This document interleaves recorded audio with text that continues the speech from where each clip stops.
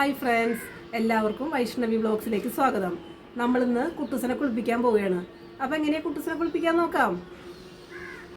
Hi friends, അപ്പോൾ ഞങ്ങൾ കുട്ടൂസിനെ കുളിപ്പിക്കുവാൻ വേണ്ടി റെഡിയായി നിൽക്കുകയാണ്. ചെടി നനയ്ക്കുന്ന ഓസ് വെച്ചാണ് അവനെ കുളിപ്പിക്കുന്നത്. ഓസിൻ്റെ ഫോഴ്സ് നന്നായി കുറയ്ക്കണം. നമ്മൾക്ക് എല്ലാവർക്കും ഉള്ളൊരു സംശയമാണ് ഡോഗ്സിനെ മാസത്തിൽ എത്ര തവണ കുളിപ്പിക്കണമെന്നുള്ളത്. ശരിക്കും അവരെ 2 ആഴ്ച കൂടുമ്പോൾ കുളിപ്പിക്കുന്നതാണ് ഏറ്റവും നല്ലത്. കുളിപ്പിക്കുമ്പോൾ എപ്പോഴും പുറകിൽ നിന്ന് വേണം അവരെ നനയ്ക്കാൻ. എന്നിട്ട് ഡോഗ് ഷാമ്പു ഉപയോഗിച്ച് വേണം അവരെ കുളിപ്പിക്കുവാൻ. മനുഷ്യരുപയോഗിക്കുന്ന 1 രൂപ 2 രൂപയുടെ ഷാമ്പുകളിട്ട് അവരെ ഒരിക്കലും കുളിപ്പിക്കരുത്.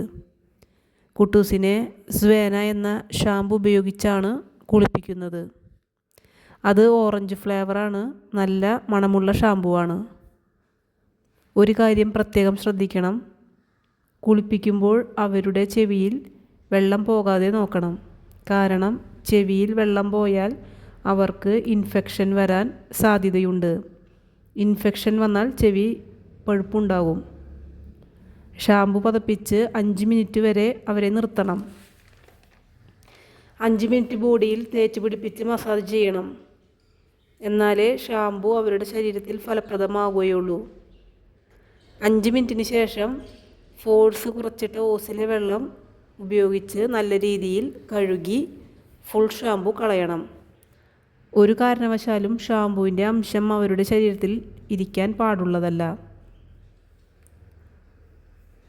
പലരുടെയും ധാരണ കുളിപ്പിച്ച് കഴിഞ്ഞാൽ അവരുടെ ശരീരത്തിലെ വെള്ളം തന്നെ പോകുമെന്നാണ്. അതൊരിക്കലും ശരിയായ കാര്യമല്ല. നല്ല ഉണങ്ങിയ ടവൽ വെച്ച് നന്നായി തോർത്തി കൊടുക്കേണ്ടത് അത്യാവശ്യമാണ്. ഒരു ഹെയർ ഡ്രയർ ഉണ്ടെങ്കിൽ അതുപയോഗിച്ച് അവരുടെ ദേഹത്തിൻ്റെ അടുത്ത് നിന്ന് കുറച്ച് നീക്കി പിടിച്ച് ഹെയർ ഉണക്കി കൊടുക്കാം. എല്ലാ ഡോഗ്സിനെയും കുട്ടൂസിനെ പോലെ കുറമുള്ളവരായിരിക്കണമെന്നില്ല. കുട്ടൂസിനെ കുളിപ്പിക്കാൻ ഇത്തിരി ടഫാണ്.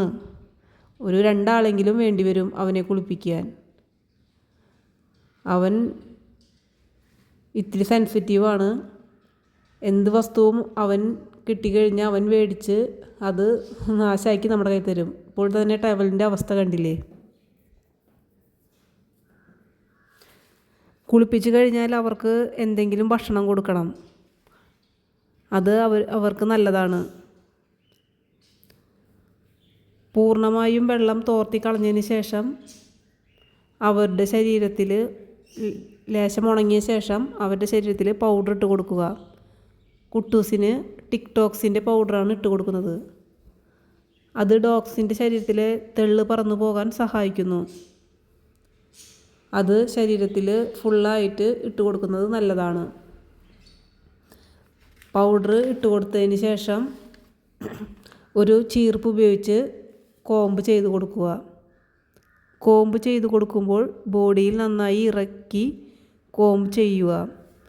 അത് അവരുടെ ശരീരത്തിലെ ബ്ലഡ് സർക്കുലേഷൻ വർദ്ധിക്കാൻ സഹായിക്കുന്നു. കുളിപ്പിച്ചു കഴിഞ്ഞാൽ അവർക്ക് ഇഷ്ടപ്പെട്ട ഫുഡ് കൊടുക്കണം. ഫുഡ് കഴിച്ചതിന് ശേഷം അവർ സുഖമായി ഉറങ്ങുന്നത് അവരുടെ ആരോഗ്യത്തിന് നല്ലതാണ്. ഇങ്ങനെയാണ് ഞങ്ങളുടെ പൊന്നോമനകളായ അരുമകളെ കുളിപ്പിക്കുന്നത്. ഈ വീഡിയോ നിങ്ങൾക്ക് ഇഷ്ടപ്പെട്ടാൽ വൈഷ്ണവി വ്ളോഗ്സ് എന്ന ഈ ചാനൽ ദയവായി സബ്സ്ക്രൈബ് ചെയ്യാൻ മറക്കരുത്.